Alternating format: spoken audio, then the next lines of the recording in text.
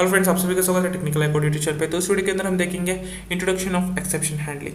तो इसको जानने से पहले हम ये देखेंगे कि आखिर एरर्स होता क्या है। आपको पता ही है कि एरर्स आखिर होता क्या है, क्योंकि आप अभी तक जावा सीख रहे हैं और जावा के अंदर आप एक्सेप्शन हैंडलिंग तक आ चुके हैं, कॉन्सेप्ट तक। तो अब तक आपने बहुत सारा प्रोग्राम्स भी लिखा हुआ है, तो अब आपको पता ही चला गया होगा कि आखिर एरर्स होता क्या है। ठीक है, तो चलिए थोड़ा सा देख लेते हैं। When we write program we may make some common mistakes while writing the program. जब भी हम प्रोग्राम लिखते हैं तब हम कॉमन मिस्टेक्स करते हैं, ठीक है, कुछ गलतियां करते हैं। A mistake may cause the program to produce unexpected results. यानी कि जब अगर हम प्रोग्राम लिखते वक्त कुछ भी मिस्टेक करते हैं तो क्या करते हैं, अनएक्सपेक्टेड रिजल्ट्स प्रोड्यूस करते हैं। ठीक है, हमें अंदाज़ा भी नहीं होता कि ये रिजल्ट आउटपुट हमें शो कर देगा। ठीक है, ये आउटपुट हमें शो कर देगा क्योंकि हमने कुछ गलतियां की होती है प्रोग्राम के अंदर, तभी वो ऐसी तरीके से आउटपुट हमें दिख जाता है। फॉर एग्जांपल अगर मैं आपको बात करूं, हमें एक पैटर्न बनाना होता है स्टार का, एक है ना, स्टार का एक पैटर्न बना होता है। यहाँ पर 5 star, 4 star, 3 star, 2 star, 1 star, है ना। कभी कभी ऐसा बनाना होता है, या फिर अलग अलग तरीके से पैटर्न्स का स्टार बनाना होता है, हैश बनाना होता है, कुछ भी बनाना होता है। तो हम क्या करते हैं, तब कभी कभी बहुत बार उस प्रोग्राम के अंदर स्टार्स अलग अलग तरीके से आते हैं। ठीक है, कभी कभी सीधा आता है, कभी कभी ऐसे जाता है, ऐसे जाता है, ऐसा हो जाता है। तो क्यों होता है, क्योंकि हमने प्रोग्राम लिखते हो कुछ मिस्टेक्स के होते हैं, तभी हमारा क्या होता है, अनएक्सपेक्टेड रिजल्ट्स आते हैं, जो हम उम्मीद भी नहीं किए होते उस तरह के रिजल्ट्स आते हैं। ठीक है, errors are the wrongs that can make a program go wrong. वही तो मैंने बताया, एरर्स होते हैं, इसीलिए हमारा क्या होता है, प्रोग्राम भी रॉन्ग हो जाता है। एरर्स हम कहाँ करते हैं, प्रोग्राम लिखते वक्त तो करते हैं। ठीक है, आगे देखते हैं। Due to errors the program में not work properly and hence the errors are found and rectified. Error की वजह से हमारा प्रोग्राम गलत होता है, इसीलिए हमारा आउटपुट भी गलत होता है। इसीलिए हमें क्या करना होता है, हम एरर्स को फाउंड करते हैं, कहाँ कहाँ पे एरर है, कहाँ पे हमने गलत चीज़ प्रोग्राम पे लिखी हुआ है, तो उसको फाइंड करके उसको सॉल्व करते हैं। ठीक है, तो बेसिकली एरर्स दो तरीके के होते हैं, एक है कंपाइल टाइम एरर्स और दूसरा है रन टाइम एरर्स। ठीक है, आपको तो पता ही है फ्रेंड्स, जावा प्रोग्राम को पता है कि हम क्या करते हैं कि सबसे पहले हम कंपाइल करते हैं प्रोग्राम को, उसके बाद रन करते हैं। ठीक है, कंपाइल करते हैं उसके बाद रन करते हैं। कंपाइल करते वक्त ही हमें सारा का सारा एरर शो कर देता है जावा प्रोग्राम के अंदर, उसको सॉल्व करने के बाद ही हमारे पास आउटपुट आता है। ठीक है, तो चलिए कंपाइल टाइम एरर्स आखिर होता क्या है हम ये देखते हैं। All syntax all syntax errors that can be detected and displayed by the Java compiler। ठीक है, यानी कि सिंटैक्स एरर को भी हम कंपाइल एरर्स कह सकते हैं। ठीक है, यानी कि मतलब क्या होता है कि हम प्रोग्राम में ही कुछ गलतियां कर देते हैं।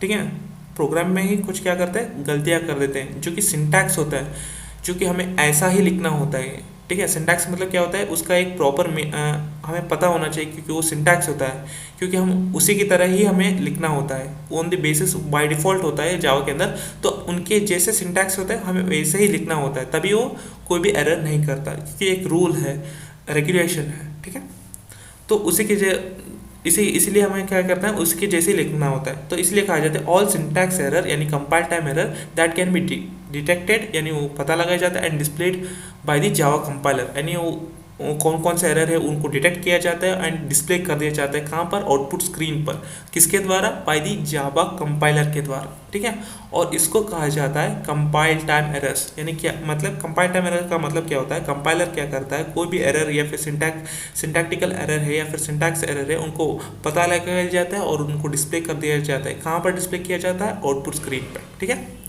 our compiler shows an error, we rectify them and again recompile the whole code। यानी कि जो कुछ भी हमारा कंपाइलर हमारे आउटपुट स्क्रीन पर एरर शो करता है, तो हम उनको कहाँ पे एरर है उनको देख के सॉल्व करते हैं। ठीक है, यानी कि उनको ठीक करते हैं, उसके बाद हम दोबारा कंपाइल करते हैं। क्या करते हैं, सारे के सारे सिंटैक्स को सही तरीके से लिख के सारे एरर्स को सॉल्व करके हम क्या करते हैं, दोबारा कंपाइल करते हैं। ठीक है, जब भी हम कोई भी चेंजेस करते हैं प्रोग्राम के जावा प्रोग्राम के अंदर, हम दोबारा कंपाइल करते हैं।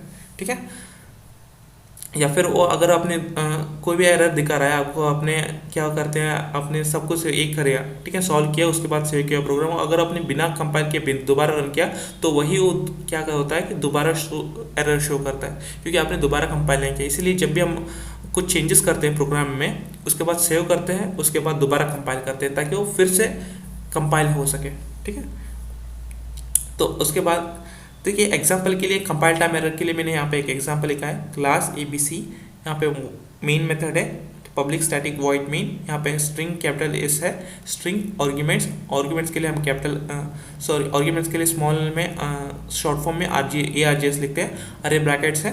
तो उसके बाद हमने क्या किया, एक सिंपल सा मैसेज पास किया है। मैसेज हम किसे पास करते हैं, system.out.println, और डबल कोट्स के अंदर मैंने क्या किया, हेलो जावा, और ये क्या है, मेन मेथड यहाँ से शुरू हुआ, मेन मेथड बंद हुआ, क्लास शुरू हुआ और क्लास बंद हुआ। क्लास का नाम क्या है, ABC।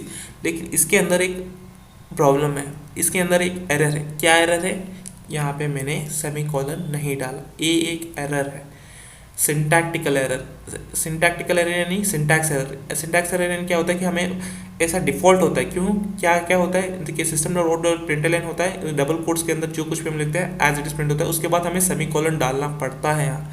ये होता है सिंटैक्स, किसका, system.out.println का सिंटैक्स होता है ये। ठीक है, मुझे एंड पे सेमीकोलन देना होता है, लेकिन मैंने यहाँ पे दिया, नहीं दिया, और ये क्या शो कर देगा, एरर शो कर देगा। और ये क्या है, एरर, कंपाइल टाइम एरर। ठीक है, तो देखिए यहाँ पे कुछ मोस्ट कॉमन एरर्स हैं जो कि हम काफ़ी टाइम प्रोग्राम लिखते वक्त करते हैं। बहुत सारे लोग जो नए प्रोग्रामर्स होते हैं, नए मतलब नया प्रोग्रामिंग लैंग्वेज सीख रहे होते हैं, बिगिनर्स होते हैं, ये काफ़ी बारी मिस्टेक्स करते हैं। ठीक है, इसलिए मैंने लिखा है the most compile time errors. ठीक है, तो चलिए वन बाय वन देखते हैं। मिसिंग सेमीकोलन्स, जैसा कि मैंने अभी बताया, यहाँ पे हमने सेमीकोलन नहीं डाला। कभी कभी जब बहुत बड़ा लंबा प्रोग्राम होता है ना, तब कभी कभी हम सेमीकोलन नहीं डालते, ये भी एक एरर है। ठीक है, तब हमें एरर शो कर देगा, कोई किसके द्वारा, कंपाइलर के द्वारा, बाय द जावा कंपाइलर के द्वारा। ठीक है, एंड मिसिंग ब्रैकेट्स, ये मिसिंग ब्रैकेट्स कब होता है मैं आपको बताता हूँ।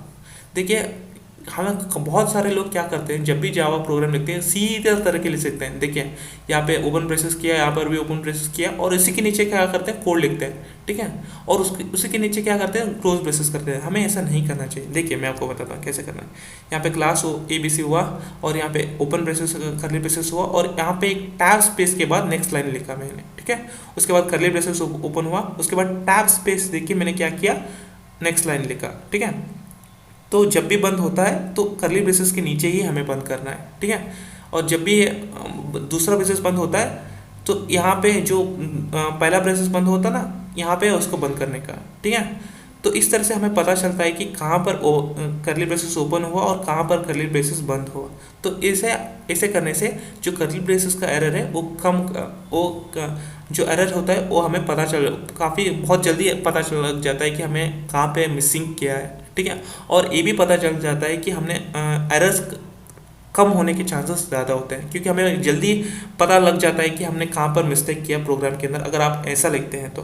लेकिन बहुत सारे लोग क्या करते हैं, सीधा तरीके से लिखते रहते हैं। यहाँ पर कर्ली ब्रेसेस ओपन हुआ, यहाँ पर कर्ली ब्रेसेस हुआ, और यहाँ पर जावा कोई भी कोड लिख दिया, और यहाँ पर बंद हुआ, और यहाँ पर क्या किया, यहाँ पर 2 कर्ली ब्रेसेस बंद हुए, और यहाँ पर एक ही कर्ली ब्रेसेस बंद हुआ। उनको पता ही नहीं लगता, क्योंकि अब बहुत सारा लंबा कोड लिख दिया है ना उन लोगों ने, तो उनको पता ही नहीं होता कि यहाँ पर कब बंद करना है। इसलिए अगर आप ऐसा लिखेंगे तो आपको पता लग जाएगा कि हाँ भाई यहाँ पे मैंने खोला है तो यहाँ पर मुझे बंद करना है, यहाँ पर खोला है मुझे यहाँ पर बंद करना है। तो आपको ऐसा लिखना है प्रोग्राम। ठीक है, तो आपको पता चल जाएगा। ठीक है, तो ये हो गया मिसिंग ब्रैकेट्स, यानी मिसिंग कर्ली ब्रैकेट्स।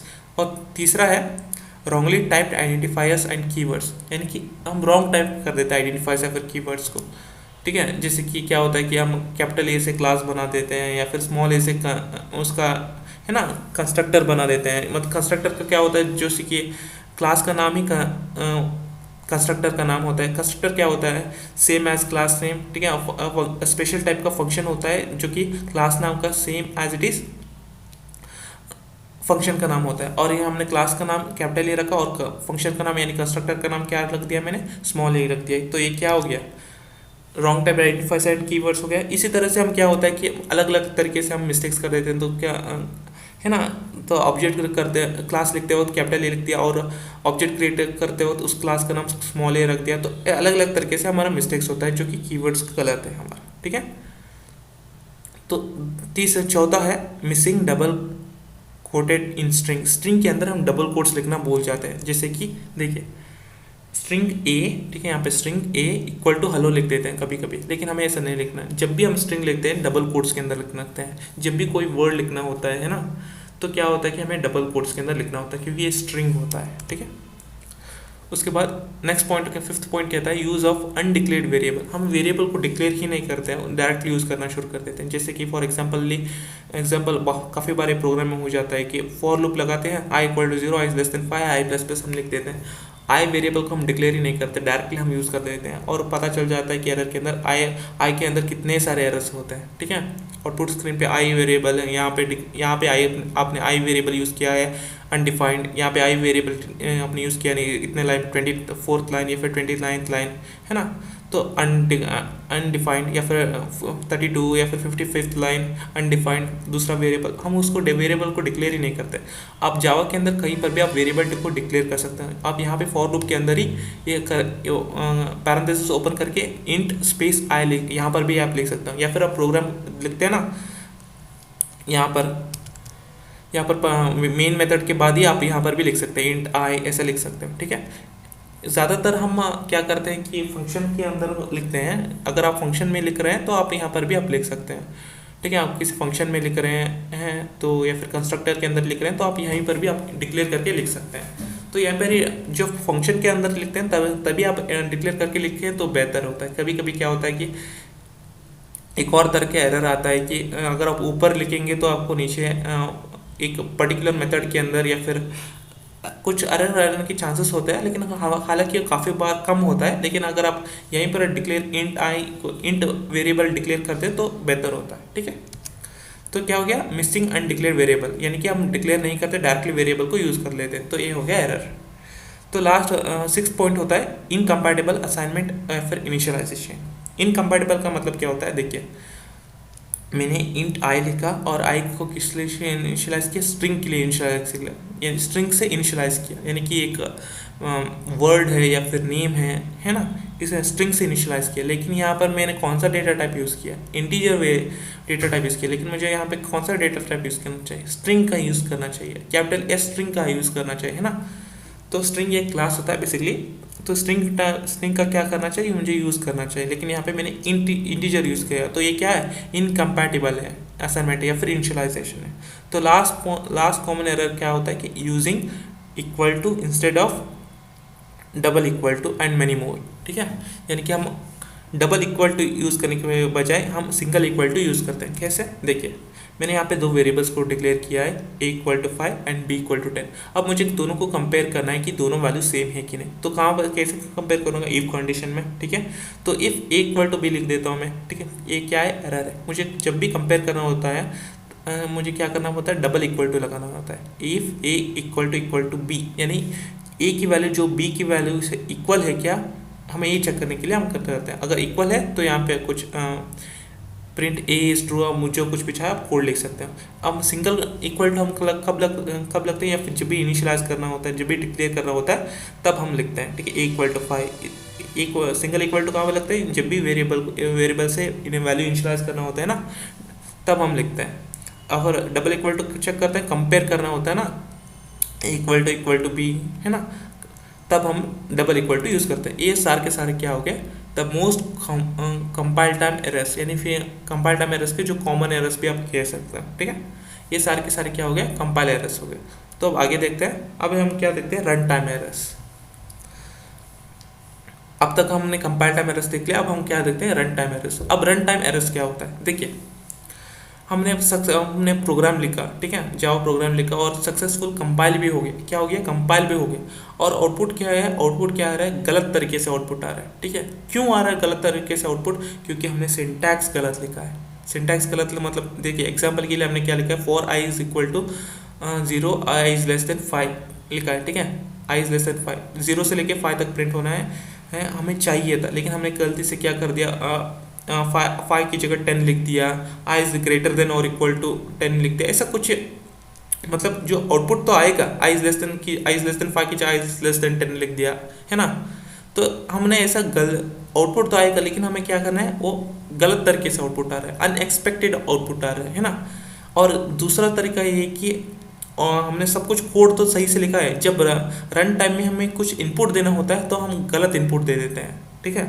जब भी कुछ नंबर देना होता है, वैल्यू देना होता है, कोई स्ट्रिंग दे दिया है ना, कुछ अनडिफाइंड वैल्यू दे दिया हमने इनपुट के द्वारा, तो क्या आएगा आउटपुट, तो अनडिफाइंड रिजल्ट ही आएगा, है ना। तो यही होता है रन टाइम एरर्स, और मैंने यहीं पर वही लिखा है। चलिए देख लेते हैं।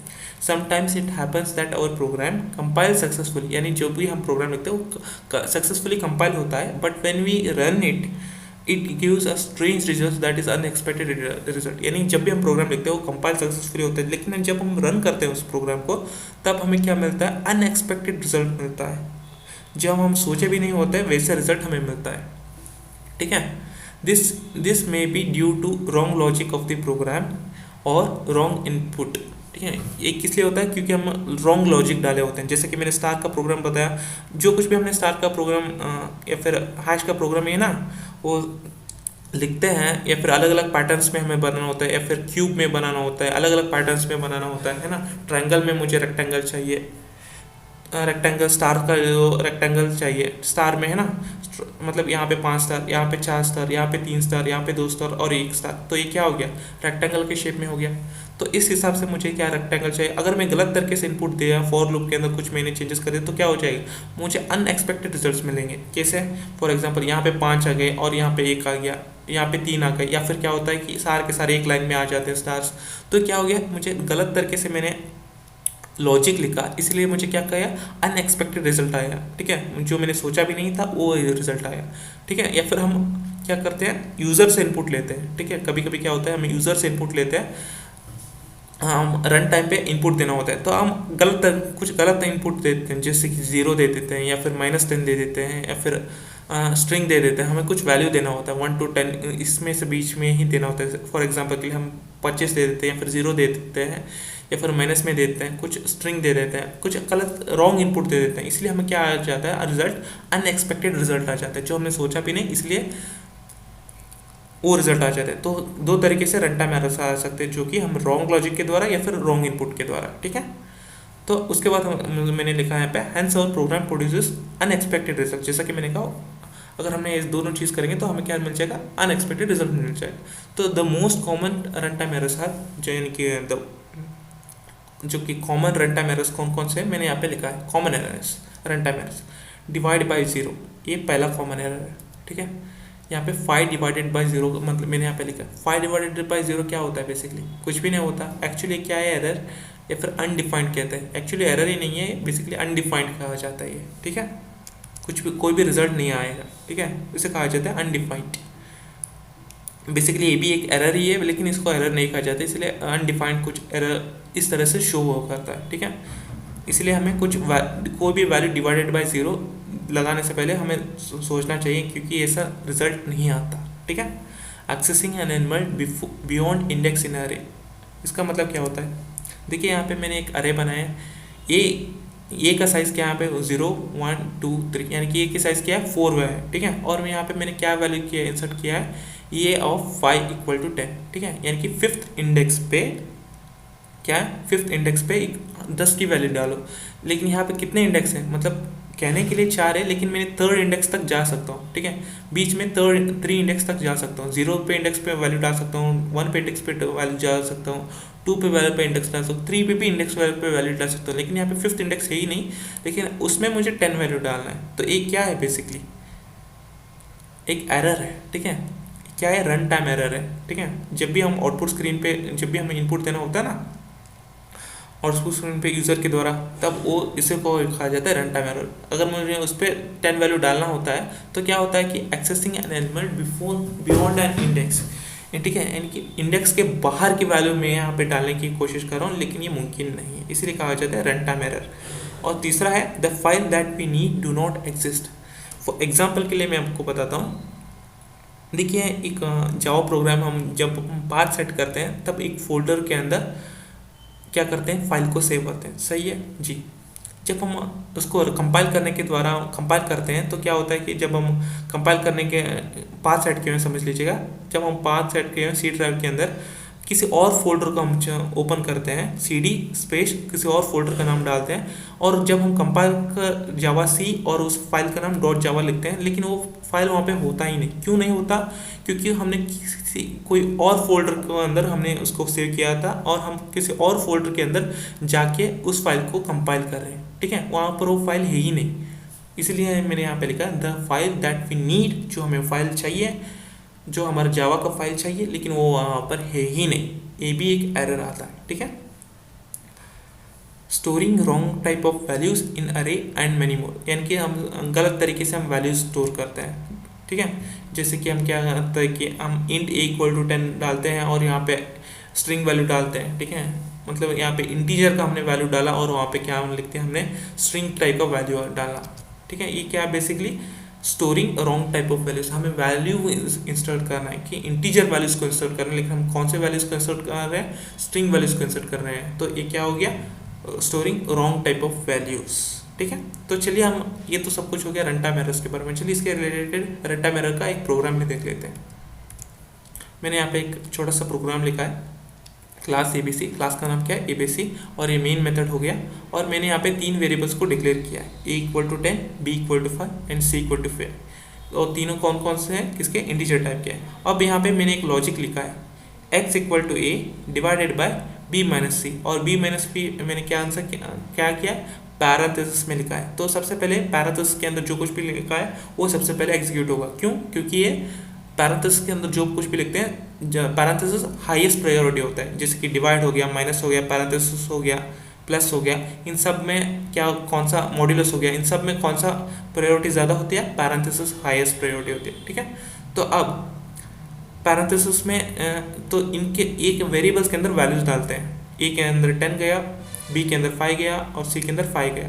तो क्या आएगा आंसर? देखिए, ए के अंदर 10 है, बी के अंदर 5 है और सी के अंदर क्या होता है? 5 है। तो सबसे पहला पैरेंथेसिस के अंदर जाएगा वैल्यूज, तो पैरेंथेसिस वाला एग्जीक्यूट होगा। 5 माइनस 5 कितना हुआ? 0 हुआ, ठीक है।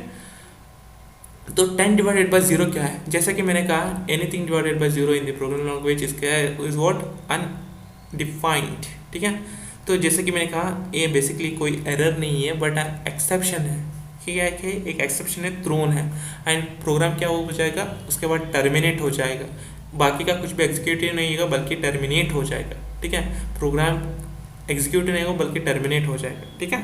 ये वाला बाकी का लॉजिक हो नहीं, प्रिंट नहीं होगा, ये वाला एग्जीक्यूट नहीं होगा, बाकी का स्टेटमेंट्स कुछ भी एग्जीक्यूट नहीं होना बल्कि क्या हो जाएगा? प्रोग्राम टर्मिनेट हो जाएगा, ठीक है। तो इसीलिए हमें क्या, एनीथिंग डिवाइडेड बाय 0 आने से पहले हमें सोचना चाहिए, ठीक है। उसके बाद ये हो गया रन टाइम एरर। और उसके बाद मैंने यहाँ पे दूसरा, अगर सब कुछ सही हो जाता तो x की वैल्यू जो की है वो प्रिंट हो जाता है। डबल कोट्स के अंदर जो कुछ भी लिखा है x equal to as it is print हो जाएगा। उसके बाद जो कुछ भी x की वैल्यू है वो प्रिंट हो जाता है। लेकिन मैंने दूसरा लॉजिक क्या लिखा है?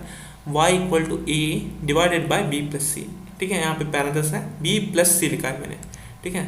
b के अंदर 5 है और c के अंदर भी 5 है, दोनों को एडिशन करने के बाद 5 आ जाएगा, और a के अंदर 10 है, तो 10 डिवाइडेड बाय 10 कितना आ जाएगा? 1 आ जाएगा, रिजल्ट 1 आ जाएगा। 10 डिवाइडेड बाय 10 1 आ जाएगा। लेकिन और कहाँ पर वैल्यू क्या आ जाएगी?